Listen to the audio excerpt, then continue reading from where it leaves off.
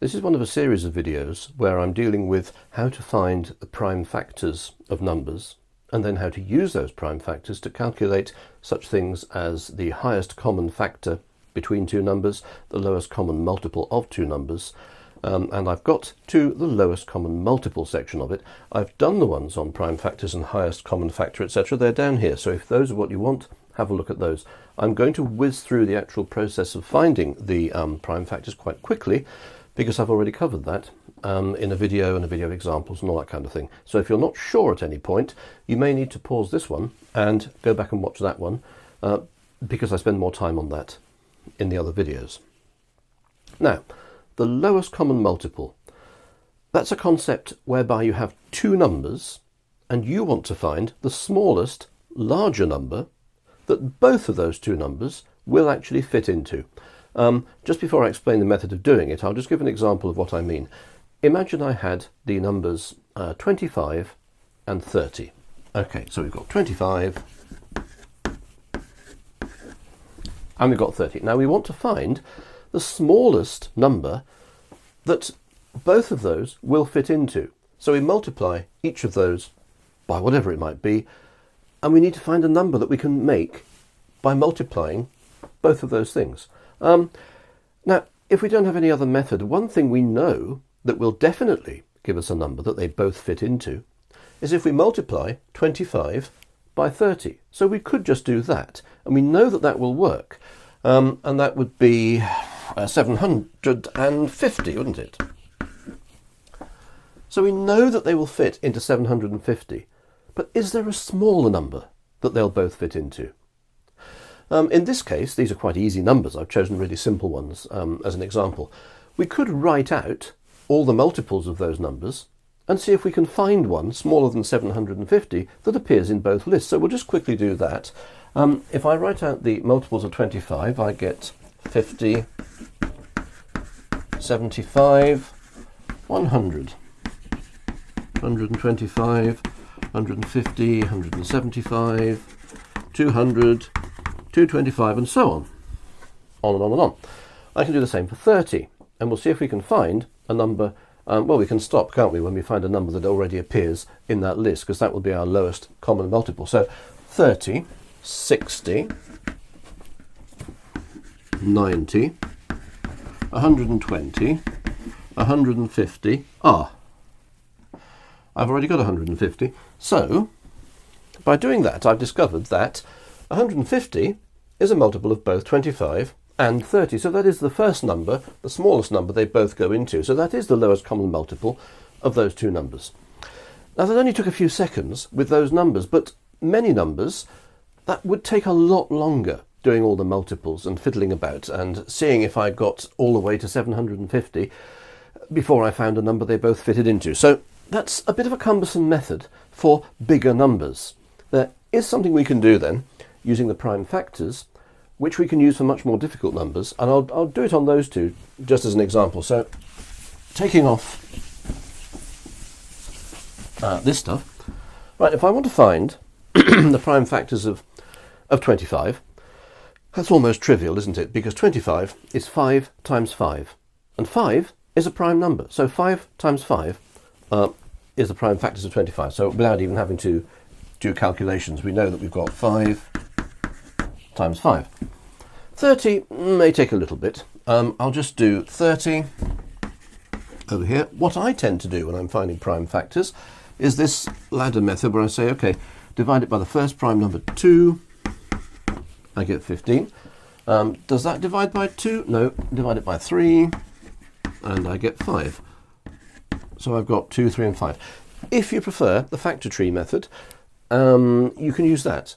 And for numbers where the multiplications are a bit complicated, it does tend to be a bit easier, but it's a bit of a mess on the board, so I tend to use that one. But I could use the other method where I've got 30, and I go, okay, well, 6 5s are 30, so I've got 6 5s.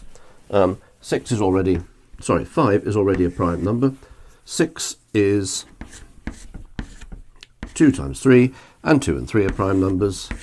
So I've got 2, 3, and 5, which is the same I've got there. So my prime factors, therefore, of 30 are 2, times 3 times 5. Okay, now what we need to do is use these to find the lowest common multiple. Now think that a multiple of this number has to contain 5 times 5. A multiple of this number has to contain 2 times 3 times 5 in its prime factors. So we have to have those and those as prime factors of the multiple. However, we don't necessarily need all of those numbers, because some of them you may find you can leave out. Now what we do, we start with one of them, doesn't matter which one. I'll start with that one, and I'll put 5 times 5. So that is obviously required in my larger number. That one therefore fits into it. But in this one, I've got 2 times 3 times 5. So I need to get all those in there as well. Now if I look at it, okay, is there a 2 in there already? No, there isn't. So I've got to have a times 2. Is there a 3 in there already? No, there isn't. So I've got to have times 3. 5. Well, I've already got a 5, haven't I? So I don't need to put the extra 5 in here, because I've already got 2 times 3 times 5. So that 5 is not necessary. So in here, I've got those numbers, and I've also got those numbers. And you may find that you don't need to use them all. If I had to put them all in, then fair enough, I would just have had to multiply those two together to find the lowest common multiple, but I didn't. So that 5 times 5 times 2 times 3 is, as we said, 150. So that's what we do. Okay, we find the prime factors, and then we make a number using all of the numbers here, but not repeating any that are repeated in both numbers. It's not quite as complex as that might sound, so I want to do a few more examples, 2 or 3 examples, just to make sure you've got the hang of it. Then I'll put up some examples for you to try, and I'll do a video working through those. So let's get rid of this. Okay, another example to show you that. Let's have 150, and let's have 84. Right, so first of all, I'm going to find the prime factors of 150. So I'll put that here. Does 2 go into it? Yes, it does. 75. Does 2 go into that? No. Does 3 go into that? I do believe it does. 25. What's the lowest one that goes into that? 5. Okay. 2 times 3 times 5 times 5. So we've got 2 times 3 times 5 times 5. Right, this one, 84. Does 2 go into 84? Certainly does. 42. Does 2 go into that? Yes, it does. 21. Does 2 go into that? No. 3 go into that? Yes. 7. That's the last. That's a prime number. 2 times 2 times 3 times 7. Right. So what can we do with these? We need to find a number which contains all of that stuff. So start with one of them. Doesn't matter which one you start with. Makes no difference. So I'll start with the top one. 2 times 3 times 3. Sorry, 2 times 3 times 5 times 5. So I'll write that out. 2 times 3 times 5 times 5. So that contains all of those. Now this number also has to contain all of these. So how many of those does it contain? What do I have to add from there to enable it to contain all of those? That's what I'm doing. So 2. Yes, there's a 2 there already. There's another 2. So I need to add another 2 because I've only got 1. Then I've got a 3. Yes, there's a 3 there already. Then I've got a 7. There's no 7, so I've got to add a 7. Okay. So that now contains 2 times 3 times 5 times 5. 2 times 3 times 5 times 5. Also contains 2 times 2 times 3 times 7. 2, they don't need to be in any particular order, of course. 2 times 2 times 3 times 7. So that contains all of them. Now, I know that people are often taught methods which are sort of steps to follow, which will get you to the answer without really knowing what you're doing. But it's so easy to understand that I think if you do understand it, you'll remember it better.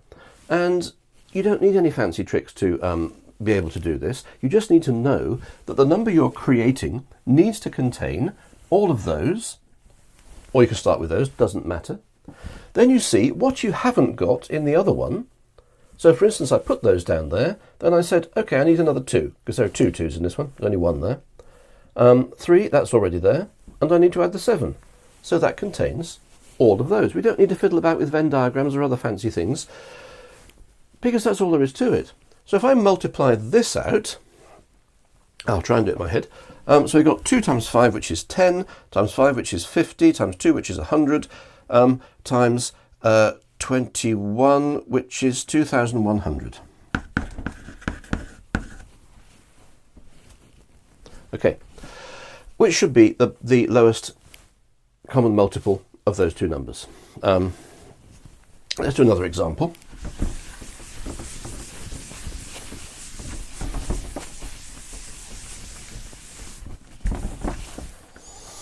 How about 825, 210? Okay, let's start with 825. Does 2 go into that? No. 3 goes into that? Yes, it does. It goes into it 275 times. Does 2 go in there? No. Does 3 go in there? No. Does 5 go in there? Yes, it does. 5 goes into that one 55 times. And 55 is 5 times 11, so that's 3 times 5 times 5 times 11. 3 times 5 times 5 times 11. Okay, 210. 2 goes that? Yes, 105. Does 3 go into that? Yes, 35. 2, no. 3, no. 5, yes, that's 7. 5, 7, 7. Okay, 2357 is this one. Okay, so if I want to find the lowest common multiple of those two, I start with any one of them, and then I see what I have to add from the other one. So I'll start with, what shall we start with? I'll start with this one this time. So I've got 2 times 3 times 5 times 7. From that one. Then I go through this one and add whatever isn't already there. So there's a 3, yes, there's a 3. There's a 5, yes, there's a 5. There's another 5. No, so I've got to add that one. And then there's an 11, which isn't there. So if I multiply that out, that will give me the lowest common multiple of those two, which might be wise to just quickly do that with my phone, just in case I get to make a mess of it in my poor old brain. 2 times 3 times 5 times 7 times 5 times 11. 2 times 3 times 5 times 7 times 5 times 11. I have got 11,550. Okay.